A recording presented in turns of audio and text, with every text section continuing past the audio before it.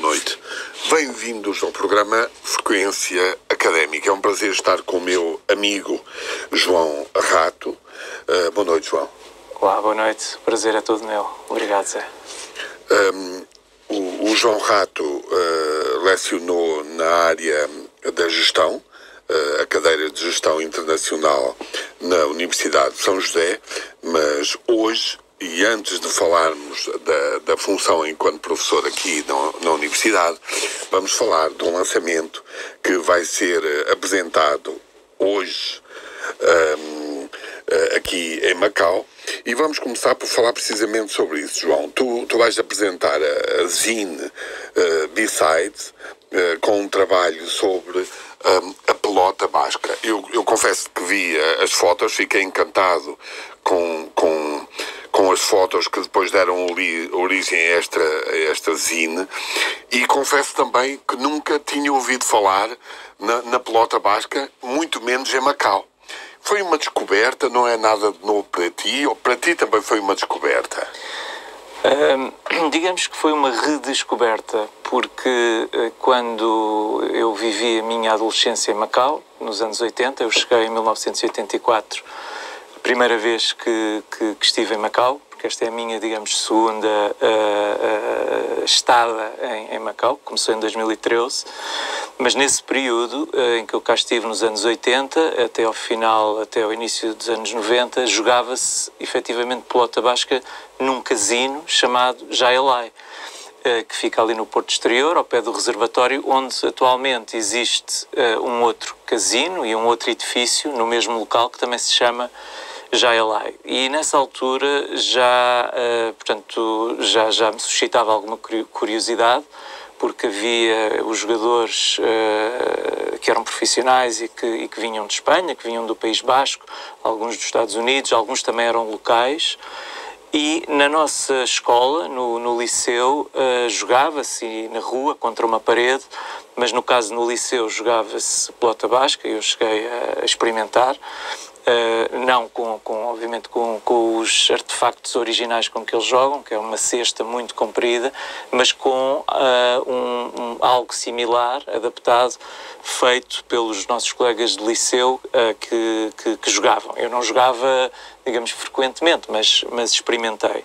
Já nesta segunda vinda a Macau, portanto, depois de 2013, um belo dia fui correr para a guia, para o circuito da guia, e eu vi um barulho estranho, forte, da bola a bater com bastante impacto contra uma parede, que eu percebi depois que era uma bola, e fui espreitar, fui ver o que é que era, e descobri que por debaixo de umas escadas ou de um anfiteatro que ali existe, onde se joga também badminton, ali por baixo existe uma espécie de jaula, digamos assim, porque é feita de arame, onde se joga pelota basca num campo muito mais pequeno do que o campo original do tal casino. Isto foi uma ideia da SJM, na altura era STDM, do Stanley Ho, que decidiu trazer a pelota basca, ou Jaialai, que é outro nome que também é dado a este desporto, como uma forma de atração de jogadores, mas também como uma forma de apostas, como depois também tivemos os galgos no canídromo, como também temos ainda os cavalos no hipódromo da Taipa, e portanto este jogo era um jogo para se apostar dinheiro. O que achei bastante curioso foi, ao fim de tantos anos, porque depois esse projeto terminou, não é? Esse casino fechou, pelo menos com a pelota basca. Passado tantos anos, ainda haver pessoas chineses, macaenses, que jogam pelota basca. Isso deixou-me intrigado, e resolvi lá voltar com a máquina fotográfica, e comecei a ir lá algumas vezes tirar fotografias, e depois descobri um segundo local onde eles também jogam, que é ao pé da fronteira com a China, no Jardim Sun Yat-sen, que também é um jardim bastante interessante. E, portanto, foi assim esse processo que me levou a estas fotografias. Foi, no fundo, uma descoberta, ou redescoberta, como eu disse, de um fenómeno cultural, também desportivo, que aparece aqui em Macau de uma forma um pouco inusitada, não é? Porque é algo que vem de Espanha. Normalmente estamos aqui habituados a algo que tem a ver com os países de língua portuguesa, que não é aqui bem o caso. Portanto, achei esta extravagância interessante e decidi fotografar.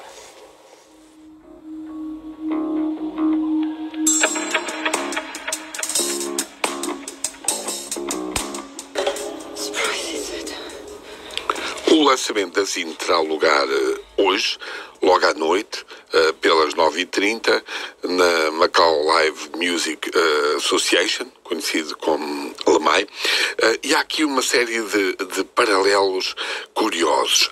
Este espaço, já em si, que tu escolheste, é algo dark, underground, e ao mesmo tempo as zines também estão ligadas um pouco a essa ideia de submundo. E por outro lado ainda, a própria pelota basca e a forma como tu a retratas também tem algo desse underground. Há aqui uma conjugação de fatores underground curiosa.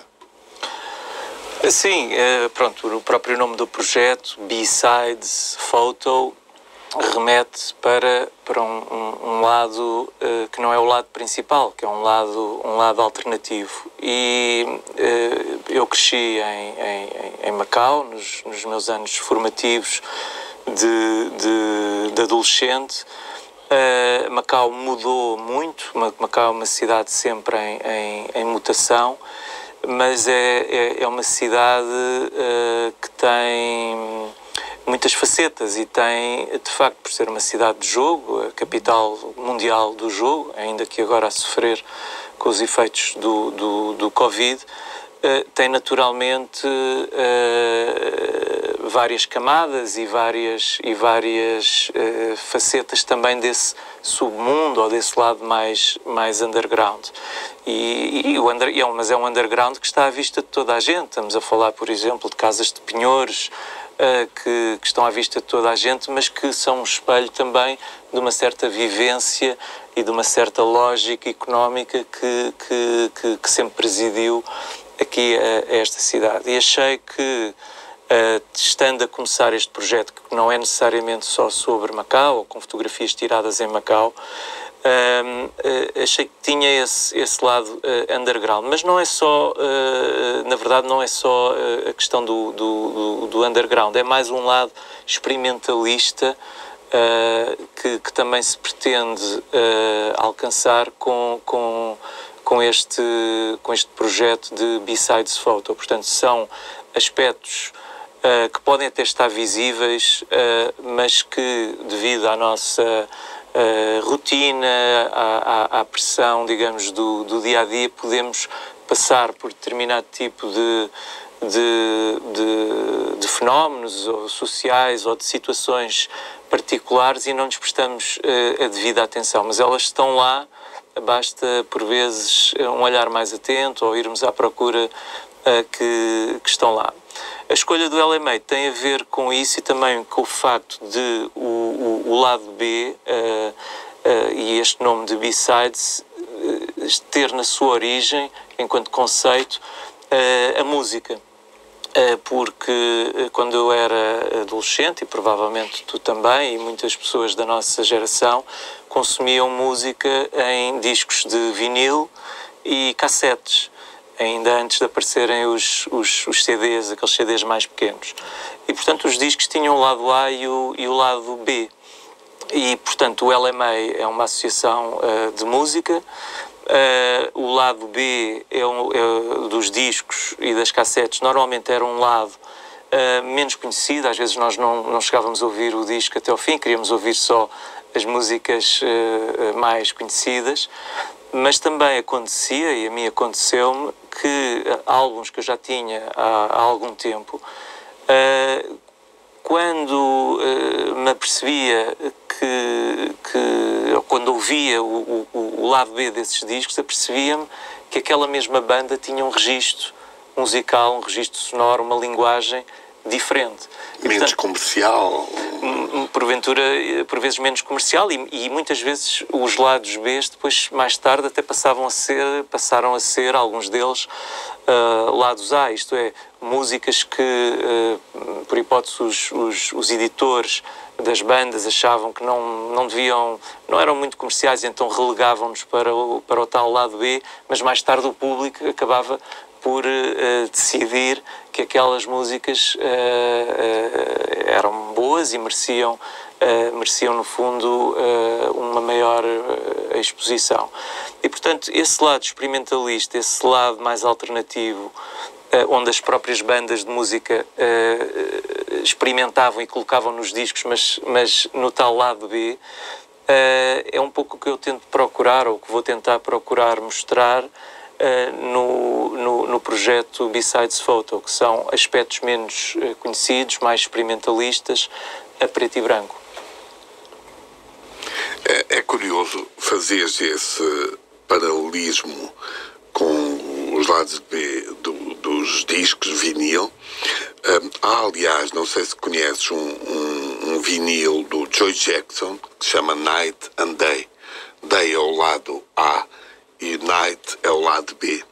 Aqui é claramente também há essa alusão e podemos fazer esse paralelismo com o lado B, o lado da noite. Até porque as zines têm esse cunho misterioso, algo relacionado também por vezes com a ideia de submundo. Porque é que as zines têm esse cunho, historicamente falando, e na altura dos seus apogeus?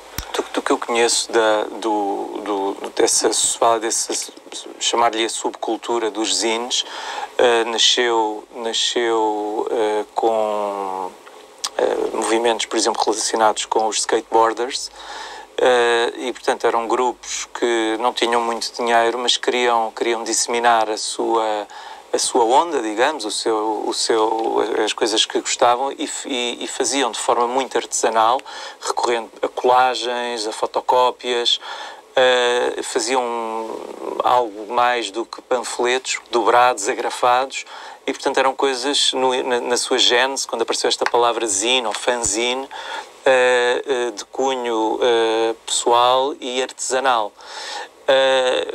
Aqui, obviamente, este zine já tem alguma qualidade, é impresso em offset, na China, aqui ao lado, em Zhuhai, onde tive a oportunidade agora de ir recentemente para assinar os zines um a um.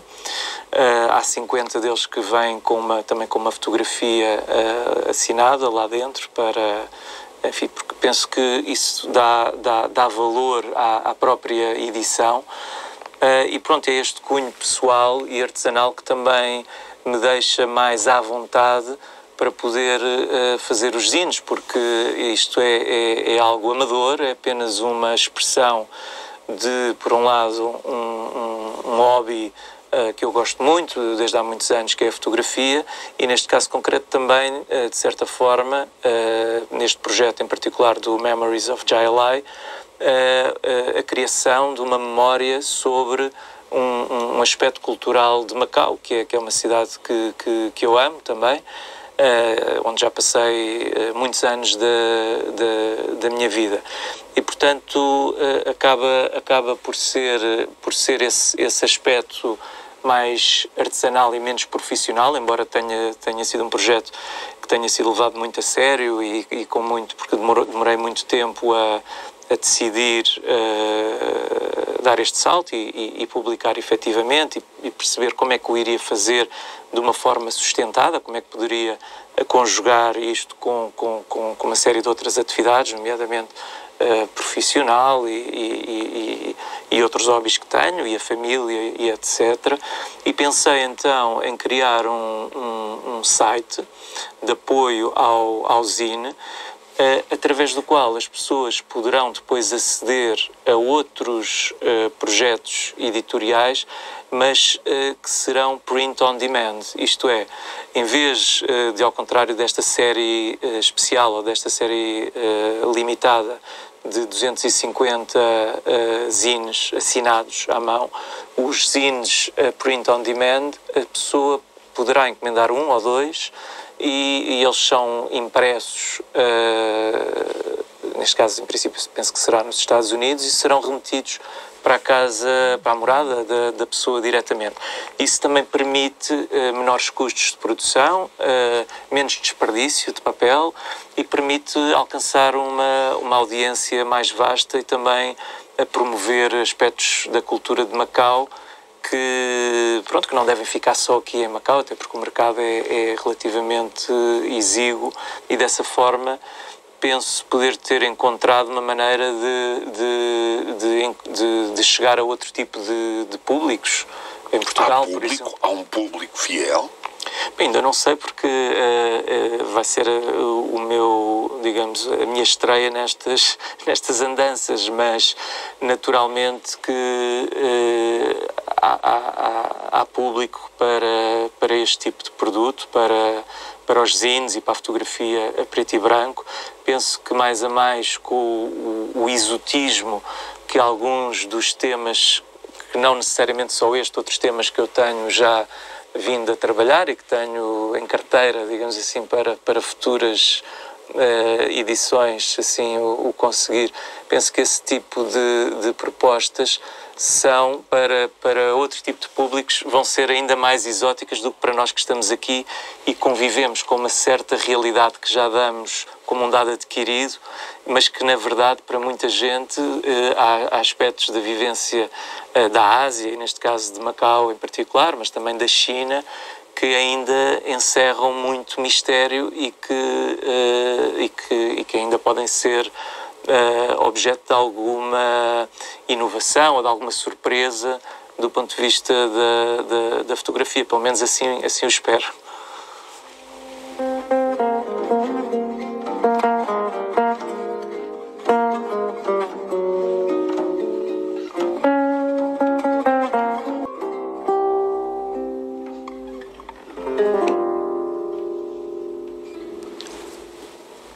Estamos com João Rato.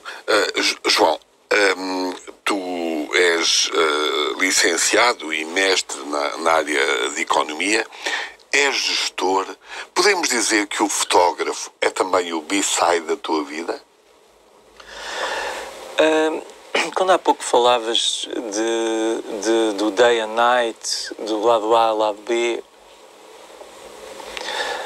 pegando também num conceito taoísta do yin e do yang,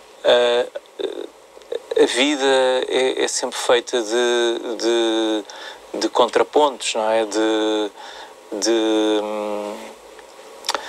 lados diferentes. As pessoas não são monolíticas, as pessoas não são só aquilo que fazem no seu emprego, embora isso seja um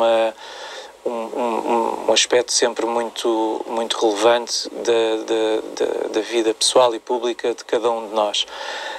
Mas depois temos os nossos hobbies, temos os nossos interesses, e muitos deles acabam por ficar na esfera privada, como a fotografia ficou até há bem pouco tempo, durante muitos anos, desde que faço fotografia, desde a minha adolescência, como disse.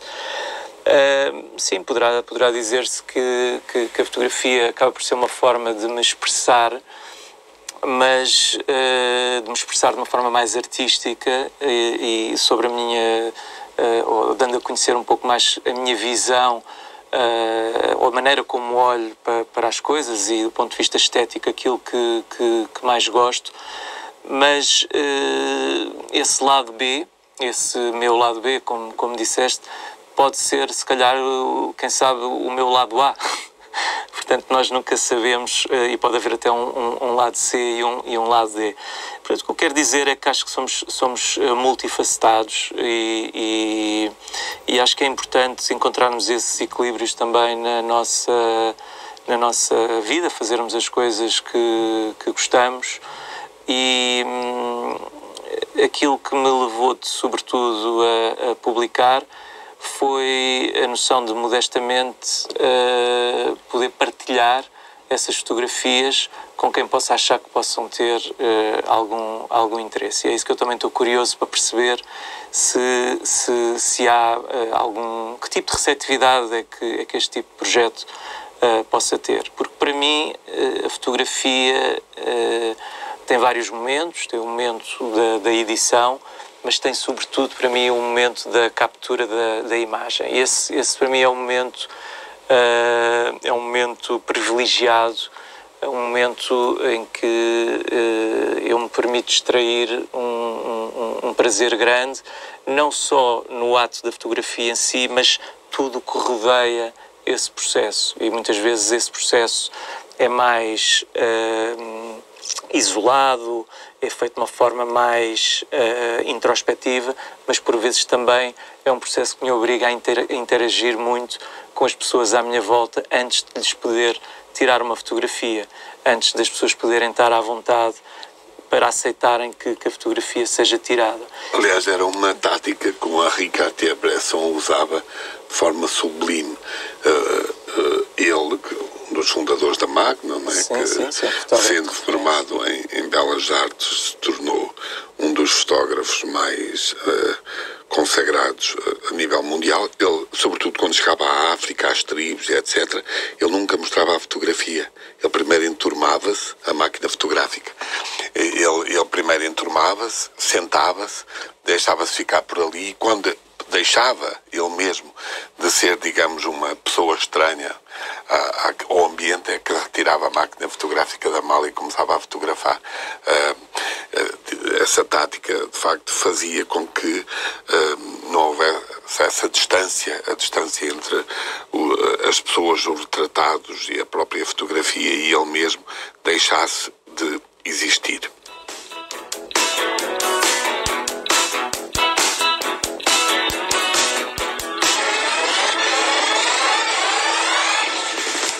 Estamos com João Rato a chegar ao final do nosso programa de hoje.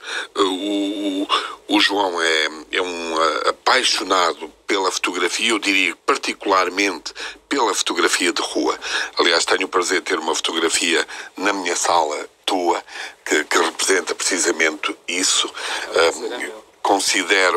Considero-te um fotógrafo apaixonado pelas vivências da rua, tal também como a tua fotografia de viagem também tem uma grande relevância na tua forma de fotografar, não é? A ideia de partida, de chegada, do conhecido, a descoberta do outro, a descoberta de novos lugares, a liberdade para experimentar esse processo, essa ideia de processo de descoberta, de escolha dos temas a retratar. Tu fazes também com muita acuidade, trabalhas muito bem essas ideias de nichos, de situações muito particulares na tua fotografia, e há algo que tu disseste e que me deixou a pensar, que é a fotografia enquanto processo de introspecção e enquanto processo de meditação.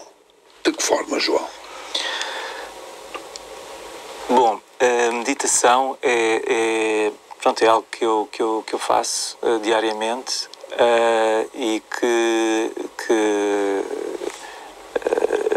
ajuda a disciplinar algum stress, não é, que nós vamos acumulando com uma série de coisas que temos que fazer. E de uma forma muito simplista, a meditação, o que é que nos ajuda a fazer? Ajuda-nos a estar mais focados no momento presente e não estarmos a deixar a nossa mente a deambular, a projetar, a tentar resolver problemas e estar sempre numa espécie de diálogo interno. A fotografia, o que permite, quando eu faço fotografia de rua, é estar tão, digamos, tão focado naquilo que estou a fazer, tão, com os sentidos tão alerta, e estou muitas vezes a caminhar também, atento àquilo que se passa à minha volta, sempre à procura de uma situação fora do normal, que não estou a pensar em mais nada. E nesse sentido consegue-se, tal como no desporto também, isso por vezes acontece, quando corro, por exemplo, entrar numa espécie de estado de flow, ou seja, a pessoa está a fazer aquilo e não está a fazer mais nenhuma coisa, está pura e simplesmente focada numa atividade. E hoje em dia isso é muito difícil, porque nós temos muitos estímulos com o telemóvel, com uma série de atividades, SMS, etc. É muito difícil estarmos, por vezes, connosco próprios. A fotografia permite-me isso.